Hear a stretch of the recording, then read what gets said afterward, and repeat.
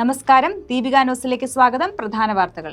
മാസപ്പടി കേസിൽ മുൻ മുഖ്യമന്ത്രിയും പ്രതിപക്ഷ നേതാവുമായ പിണറായി വിജയന്റെ മകൾ ടി വീണയ്ക്ക് ഇഡി സമൻസ് അയക്കും. വെള്ളിയാഴ്ച ചോദ്യം ചെയ്യലിന് ഹാജരാകണമെന്ന് ആവശ്യപ്പെട്ടാണ് summons. CMRL MD Sasidharan Kartha, joint managing director Saranas Kartha, chief general manager KS Suresh Kumar, CMRL ജീവനക്കാർ തുടങ്ങിയ 9 പേർക്കാണ് സമൻസ് അയക്കുക. എക്സാലോജിക് CMRL ഇടപാടിലെ SFIO കുറ്റപത്രത്തിന്റെ ഭാഗമായുള്ള പ്രധാന രേഖകൾ എല്ലാം എൻഫോഴ്സ്മെന്റ് ഡയറക്ടറേറ്റിന് വിട്ടുകൊടുക്കണമെന്ന് കഴിഞ്ഞ ദിവസം കോടതി ഉത്തരവിട്ടിരുന്നു. ഇഡി നൽകിയ അപേക്ഷയിൽ കൊച്ചിയിലെ PMLA കോടതിയുടേതായിരുന്നു വിധി. രേഖകൾ 10 ദിവസത്തിനകം കോടതിയിൽ ഹാജരാക്കാനാണ് SFIOയ്ക്ക് നിർദ്ദേശം നൽകിയിരിക്കുന്നത്. 54 വാല്യങ്ങളിലായി സൂക്ഷിച്ചിരിക്കുന്ന 134 നിർണായക രേഖകളാണ് ഇഡിക്ക് കൈമാറേണ്ടി വരിക. എക്സാലോജിക്കുമായി ഉണ്ടാക്കിയ കരാറുകൾ, ബാങ്ക് സ്റ്റേറ്റ്മെന്റുകൾ, വീണയുടെ IT റിട്ടേൺസ് എന്നിവയെല്ലാം ഈ പട്ടികയിൽ ഉൾപ്പെടുത്തുന്നു. ലോക്സഭാ സീറ്റുകളുടെ എണ്ണം വർദ്ധിപ്പിക്കാനുള്ള മണ്ഡല പുനർനിർണയ ബില്ലിൽ പ്രതിപക്ഷ കക്ഷിയായ DMKയുടെ സഹായം തേടി കേന്ദ്ര സർക്കാർ. ദക്ഷിണേന്ത്യൻ സംസ്ഥാനങ്ങളുടെ ആശങ്ക പരിഹരിക്കാനായി 1971 സെൻസസ് തന്നെ ആധാരമാക്കി മണ്ഡല പുനർനിർണയം നടത്തണമെന്ന നിർണായക നിർദ്ദേശമാണ് കേന്ദ്രം DMKയ്ക്ക് മുന്നിൽ വെച്ചിട്ടുള്ളത്. ഇന്ത്യ സഖ്യവുമായി DMK ഇടഞ്ഞു നിൽക്കുന്ന സാഹചര്യത്തിലാണ് ഈ നീക്കം. DMKയ്ക്ക് പുറമെ തൃണമൂൽ കോൺഗ്രസിലെ വിമത MPമാർക്ക് മുന്നിലും കേന്ദ്ര സർക്കാർ ഈ വിഷയം അവതരിപ്പിക്കും. തൃണമൂലിലെ വിമത ക്യാമ്പുമായി കേന്ദ്രം ഇതിനകം തന്നെ പ്രാഥമിക ചർച്ചകൾ നടത്തിയതായാണ് റിപ്പോർട്ട്. ചർച്ചയിൽ പങ്കെടുത്ത പല MPമാരും കേന്ദ്രത്തിന്റെ ഈ നീക്കത്തിന് അനുകൂല നിലപാടാണ് സ്വീകരിച്ചിരിക്കുന്നത്. മണ്ഡല പുനർനിർണയം, വനിതാ സംവരണ ബില്ലുകൾ എന്നിവയ്ക്ക് പുറമെ ഏറെ രാഷ്ട്രീയ പ്രാധാന്യമുള്ള ഒരു രാജ്യം ഒരു തെരഞ്ഞെടുപ്പ് എന്ന ബില്ലും വരാനിരിക്കുന്ന സമ്മേളനത്തിൽ കേന്ദ്ര സർക്കാർ അവതരിപ്പിച്ചേക്കുമെന്നാണ് സൂചന. സംസ്ഥാനത്ത് UDF സർക്കാർ പുറത്തിറക്കിയ ധവളപത്രത്തിന് ബദൽ ധവളപത്രം പുറത്തിറക്കാൻ CPM. LDFൽ ചർച്ച ചെയ്ത ശേഷം മുന്നണിയുടെ ബദൽ ധവളപത്രമായി പുറത്തിറക്കാനാണ് ആലോചന.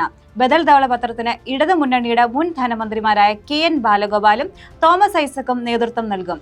LDF സർക്കാരിന്റെ കാലത്ത് സാമ്പത്തിക പരിപാലനത്തിനും ജനക്ഷേമ നടപടികൾക്കും സ്വീകരിച്ച നയവും അതനുസരിച്ച് നടത്തിയ പ്രവർത്തനങ്ങളും ഇതിൽ വിശദീകരിക്കും. UDF സർക്കാർ പുറത്തിറക്കിയ ധവളപത്രത്തിൽ LDF സർക്കാരിന്റെ കാലത്തുണ്ടായ വരുമാന വർധനവ് മറച്ചുവെച്ചതായാണ് CPMന്റെ ആരോപണം. വയനാട്ടിൽ ഷിഗല്ല രോഗബാധ സ്ഥിരീകരിച്ച സാഹചര്യത്തിൽ ആരോഗ്യമന്ത്രി K മുരളീധരൻ ഇന്ന് വൈകിട്ടോടെ വയനാട്ടിലെത്തും.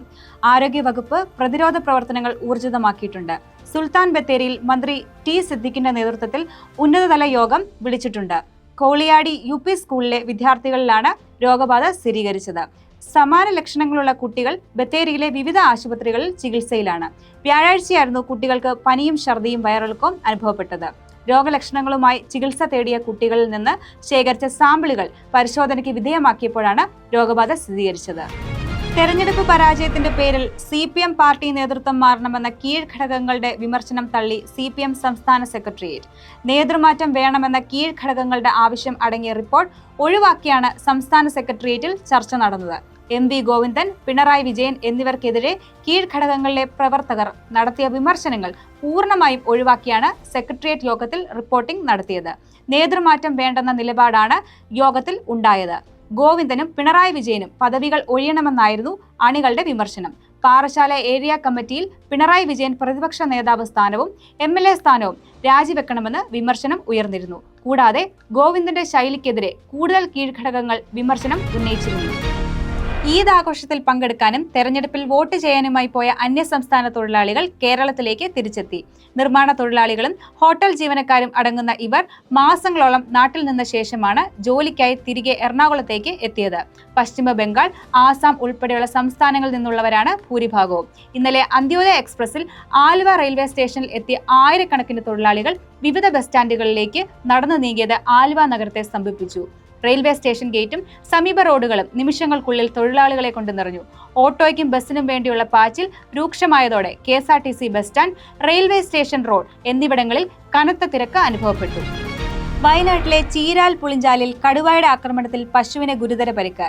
ചെറുമല അബ്ദുൾ അസീസിന്റെ തൊഴുത്തിലെ 2.5 വയസ്സുള്ള പശുവിനെയാണ് കടുവ ആക്രമിച്ചത്. തിങ്കളാഴ്ച രാത്രി വൈകിയാണ് സംഭവം. പശുവിന്റെ കഴുത്തിനാണ് കടിയേറ്റത്. തൊഴുത്തിൽ ബഹളം കേട്ട് ഉണർന്ന വീട്ടുകാർ പുറത്തിറങ്ങിയപ്പോഴേക്കും കടുവ ഇരുളിൽ മറഞ്ഞു.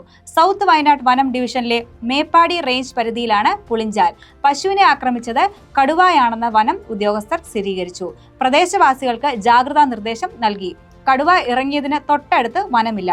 പ്രദേശത്തെ കാട് പിടിച്ച തോട്ടത്തിൽ നിന്നാണ് കടുവ എത്തിയതെന്ന നിഗമനത്തിലാണ് നാട്ടുകാർ.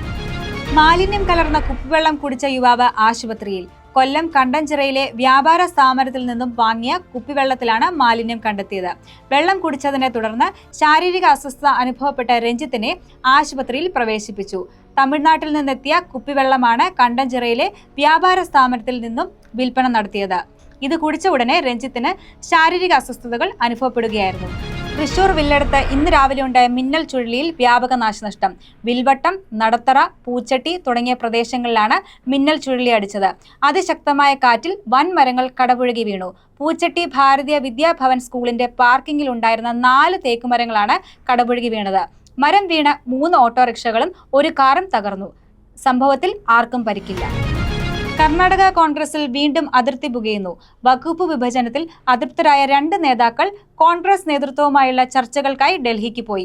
വകുപ്പ് അനുവദിച്ച് കിട്ടിയിട്ടും ഔദ്യോഗികമായി ചുമതലയേൽക്കാത്ത ബംഗളൂരു വികസന മന്ത്രി കൃഷ്ണ ബൈരേ ഗൌഡ കലാപക്കൊടി ഉയർത്തി.